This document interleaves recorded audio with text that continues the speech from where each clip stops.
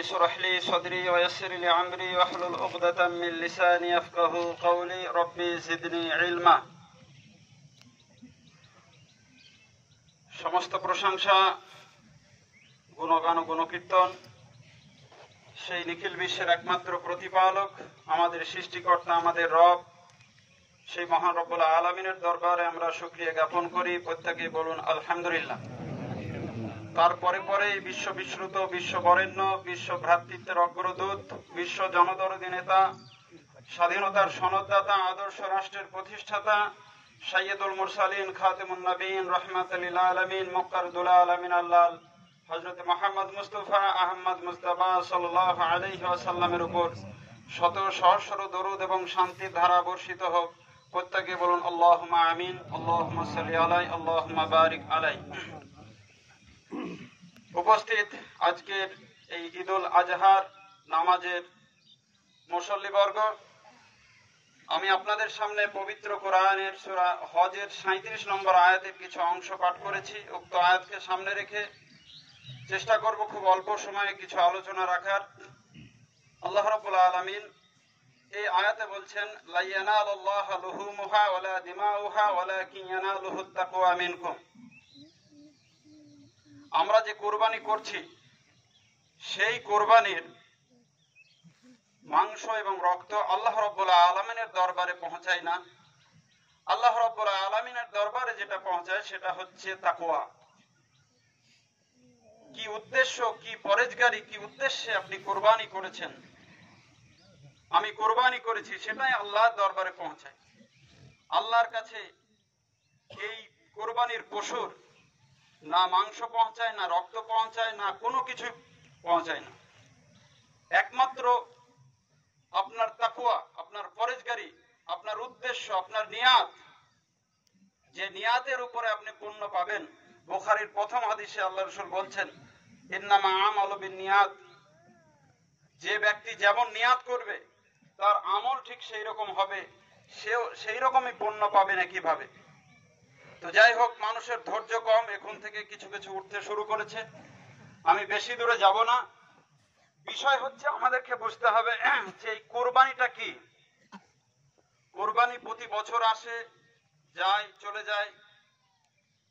আমরা কোরবানির পশুর মধ্যে দিয়ে আমরা জীবিকা পেয়ে থাকি, এখান থেকে আহার পেয়ে থাকি।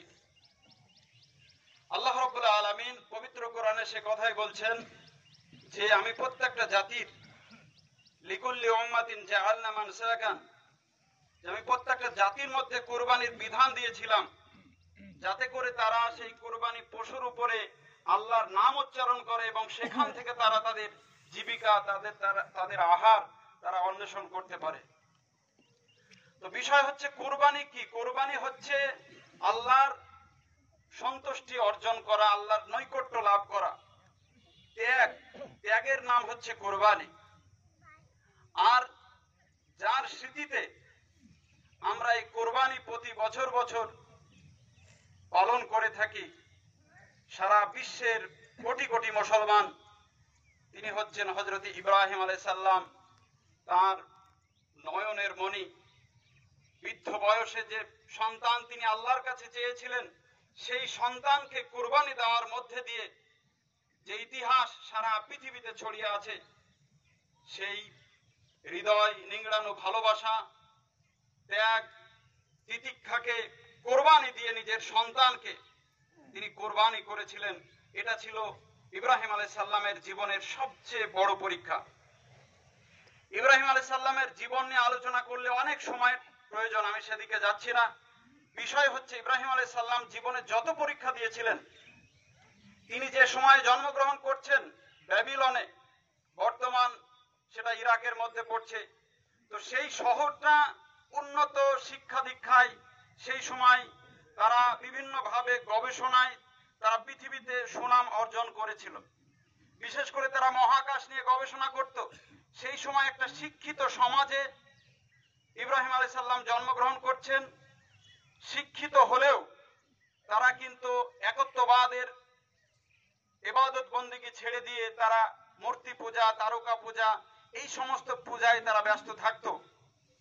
এবং ইব্রাহিম আলাইহিস সালাম সেই সময়ের নমরুদ যে ছিল মানে 400 বছরের শাসক, সেই শাসকের প্রধান পুরোহিত এবং প্রধানমন্ত্রী তার ঘরে অর্থাৎ আজরের ঘরে ইব্রাহিম আলাইহিস সালাম জন্মগ্রহণ করছেন। এবং তিনি যখন দাওয়াতের কাজ শুরু করলেন, একত্ববাদের কথা বলতে লাগলেন, যখন তিনি বললেন যে এই মূর্তি পূজার অসারতা তুলে ধরলেন এবং তাদেরকে বুঝিয়ে দিলেন যে মূর্তির দ্বারা কোনো কিছু উপার্জন করা যায় না, না এরা শুনতে পায়, না এরা বলতে পারে, না এরা খেতে পারে, না এরা মানুষের উপকার করতে পারে, না এরা মানুষের ক্ষতি করতে পারে, কিছুই পারে না। এইভাবে যখন দাওয়াতের মিশন তিনি শুরু করলেন, একের পর এক তার উপরে আঘাত এলো। আঘাত কি? তার পিতা তাকে হুমকি দিলেন যে ইব্রাহিম, যদি তুমি তোমার এই দাওয়াত থেকে পিছু না হটো তাহলে তোমার মাথা আমি পাথর দিয়ে থেতলে দেব, তোমার মাথাকে আমি নষ্ট করে দেব, ফাটিয়ে দেব। ইব্রাহিম আলাইহিস সালামকে এরকম হুমকি দেওয়া হলো। শুধু তাই নয়, পিতার পক্ষ থেকে যখন এইরকম হুমকি এলো, তারপরেও তিনি পিছিয়ে থাকলেন না। তার জাতিকে, তার জনগোষ্ঠীকে তিনি দাওয়াত দিতে শুরু করলেন।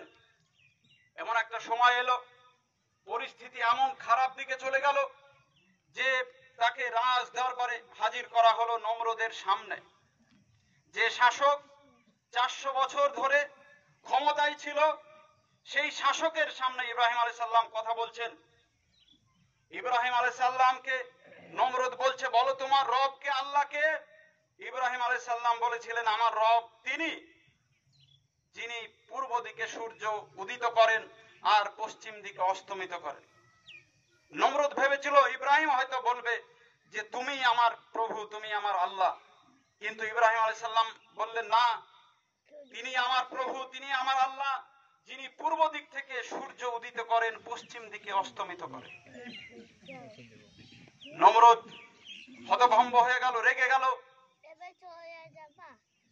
তারপরে নমরুদ পরিষ্কার ভাবে ইব্রাহিম আলাইহিস সালামকে আগুনে পুড়িয়ে মারার পর্যন্ত হুমকি দিল এবং শেষ পর্যন্ত ইব্রাহিম আলাইহিস সালামকে আগুনে পুড়িয়ে মারার চক্রান্ত করে বিরাট এক হুতাশন তৈরি করা হলো ইব্রাহিম আলাইহিস সালামকে সেই আগুনে পুড়িয়ে মারার জন্য।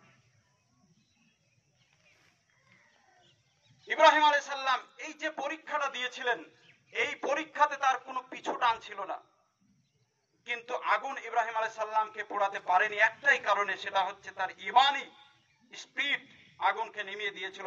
আল্লাহ রাব্বুল আলামিন আগুনকে সম্বোধন করে বলেছিলেন, ইয়া নারু কুনি বারদাও ওয়া সালামান আলা ইব্রাহিম, হে আগুন তুমি ইব্রাহিমের জন্য শান্ত শীতল হয়ে যাও।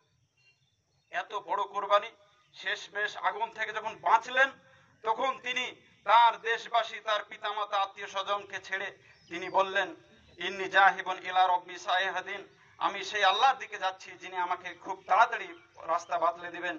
ইব্রাহিম আলাইহিস সালাম প্রথম ব্যক্তি যিনি ইসলামের জন্য নিজের মাতৃভূমি, আত্মীয় স্বজন, পিতামাতা সমস্ত কিছুকে ত্যাগ করেছিলেন। তারপরে হিজরত করে গেলেন কেনানে। সেখানেও অসংখ্য পরীক্ষার মধ্যে তাকে পড়তে হয়েছিল। তার মধ্যে সবচেয়ে যেটা মানে কঠিন পরীক্ষা, সেই কঠিন পরীক্ষাটা ছিল পুত্র কুরবানি। প্রায় 99 বছর বয়সে ইব্রাহিম আলাইহিস সালাম একটা পুত্র সন্তান পাচ্ছেন। যে ইব্রাহিম আলাইহিস সালামের মিশনে স্ত্রী সারা এবং ভাইপো লূত ছাড়া আর কেউ ছিল না, তার দাওয়াত, তার মিশন কেউ গ্রহণ করেনি। শেষের বেলায় আল্লাহর কাছে প্রার্থনা করলেন, রব্বে হাবলি মিনাস সালিহিন। আল্লাহ সুসংবাদ দিলেন যে ফাবাসসারনাহু বিগুলামিন হালিম। আল্লাহর কাছে ইব্রাহিম আলাইহিস সালাম দোয়া করলেন যে আল্লাহ তুমি আমাকে নেক সুসন্তান দান করো, যে এই মিশনকে চালু রাখবে, এই দাওয়াতের কাজ চালু রাখবে। আল্লাহ রাব্বুল আলামিন ঘোষণা করলেন, ফাবাসসারনাহু বিগুলামিন হালিম, আমি তোমাকে একটা নেক সুসন্তানের মানে সুসংবাদ দিচ্ছি। সেই বাচ্চাটা যখন জন্মগ্রহণ করছে, তাকে মরুভূমিতে, আপনারা জানেন ঘটনা, তাকে মরুভূমিতে কিছু খেজুর, কিছু রুটি দিয়ে মা এবং সেই দুগ্ধপোষ্য শিশুকে মানে নির্বাসন করে আসছেন ইব্রাহিম আলাইহিস সালাম।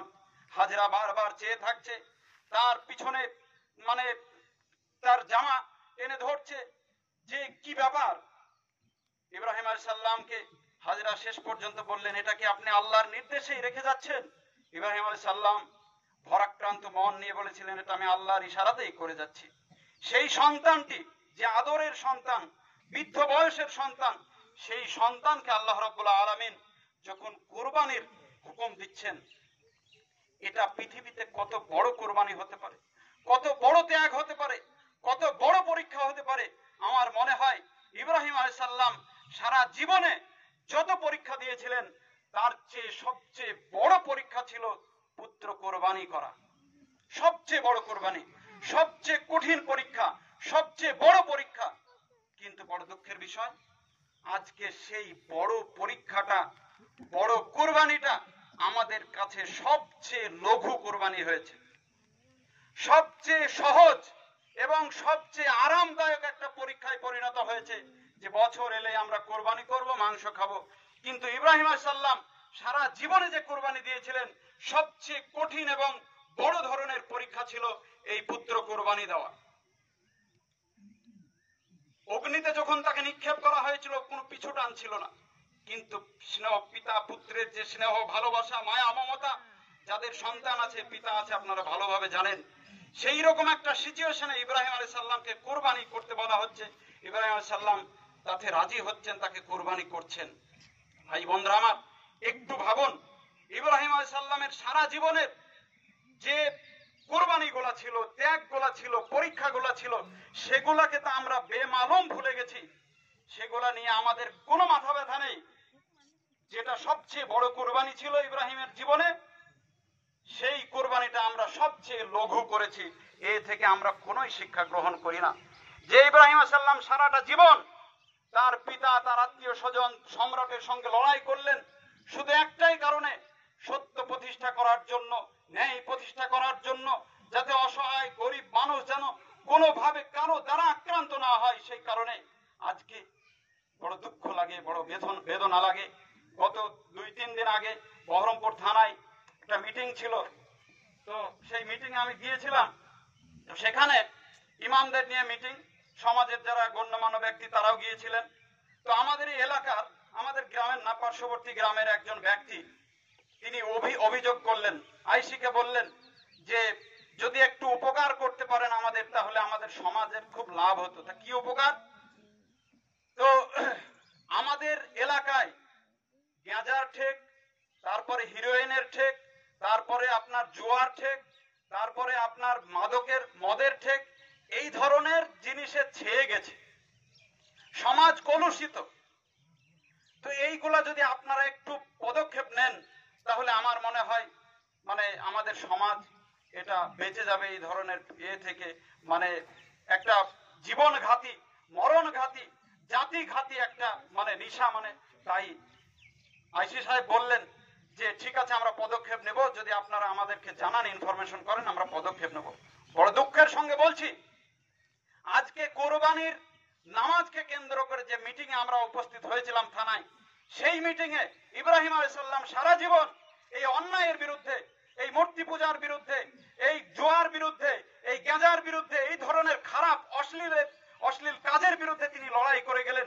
অথচ সেই শিক্ষা আমরা গ্রহণ না করে আমরা আইসির কাছে প্রার্থনা করছি যে আমাদেরকে বাঁচান। ভাই বন্ধুরা আমার, পবিত্র কোরআনে 1400 বছর আগে পরিষ্কার ভাবে বলা হয়েছে, ইয়া আইয়ুহাল্লাযীনা আমানু ইন্নামাল খামরু ওয়াল মাইসিরু আনসাবু ওয়াল আজলামু রিজসুম মিন আমালিশ শাইতান ফাজতানিবুহু লাআল্লাকুম তুফলিহুন। হে ঈমানদারগণ, নিশ্চয় মদ, জুয়া, মূর্তি পূজা এবং ভাগ্য নির্ধারক সমস্ত কিছুই শয়তানের আমল। এগুলা থেকে তোমরা বেঁচে থাকো, তবেই তোমরা সফল কাম হবে। একটা মুসলিম সমাজে যারা কোরআন এবং সুন্নাহকে মানে ফলো করে, কোরআন সুন্নাহকে মেনে চলে, যারা দাবি করে আমরা মুসলমান, তাদের মধ্যে এই সমস্ত ব্যাধি কি করে থাকতে পারে? আর তারা কি করে একজন অমুসলিমের কাছে, প্রশাসনের কাছে, তাদের কাছে প্রার্থনা করে যে আমাদেরকে বাঁচান? ভাই বন্ধুরা আমার, বড় দুঃখের বিষয়, বড় বেদনার বিষয়, আজকে সারা পৃথিবীতে মুসলমানদের অবস্থান আজকে জিরো পজিশনে। যে মুসলিম জাতি সারা পৃথিবীতে উচ্চ স্থানে ছিল, যে মুসলমান জাতি সারা পৃথিবীতে সবচেয়ে একটা মহান জায়গায় থাকার কথা ছিল, আজকে তাদের সারা পৃথিবীতে কোনো অবদান নাই, উচ্চ শিক্ষায় নাই, কোনো কিছুতে নাই। আজকে বিশ্ব যেভাবে টেকনোলজিতে এগিয়ে যাচ্ছে, আপনি ঘরের ভিতরে কি করবেন আগামী দিন সেটাও টেকনোলজি এত উন্নত হচ্ছে, আজকে সেখান থেকে জানা যাবে আপনি ঘরের মধ্যে কি করছেন। ভাই বন্ধুরা আমার, আজকে এআই এসেছে, আর্টিফিশিয়াল ইন্টেলিজেন্স, মুসলমানদের এতে কোনো অবদান নেই। আজকে আপনি এই সমাজের যদি একটু গণ্যমান্য ব্যক্তি সম্পর্কে জানতে চান, এআই আপনাকে ডিটেল বলতে পারবে। আমি একজন নগণ্য লোক, আমার সম্পর্কে কি এমন ব্যক্তি, কিছুই না, আমি সাধারণ মানুষ, অথচ চ্যাটজিপিটি পরিচালনা করছে আমেরিকা, তারা আমেরিকার সংস্থা পরিচালনা করছে। আমার সম্পর্কে একটু জিজ্ঞেস করুন, চ্যাটজিপিটি ডিটেল বলতে পারছে যে ইবনে মাসুদ সাহেব ইমাম, ইদাইনে ইমাম, তারপরে দক্ষিণ পাড়া মসজিদে সে ইমামতি করে, কি করে না করে, সব তথ্য তাদের কাছে। এইরকম একটা উন্নত প্রযুক্তির যুগে আমরা বাস করছি, অথচ মুসলমানদের ছেলেদের হাতে পাবজির মোবাইল, ফ্রি ফায়ারের মোবাইল, আর নেট, ইন্টারনেট, ফেসবুক, আর এই আপনার ইউটিউব, এই নিয়ে ব্যস্ত আছে। জাতি আজকে অধপতনের অতল তলে তলিয়ে যাচ্ছে। সারা পৃথিবীতে মুসলমানরা মার খাচ্ছে, এদের কাছে কোনো প্রযুক্তি নেই, কোনো মানে উন্নত মানে সমরাস্ত্র নেই, কিছুই নেই। কারণ কি, এরা কোরআনের শিক্ষা থেকে দূরে সরে চলে এসেছে।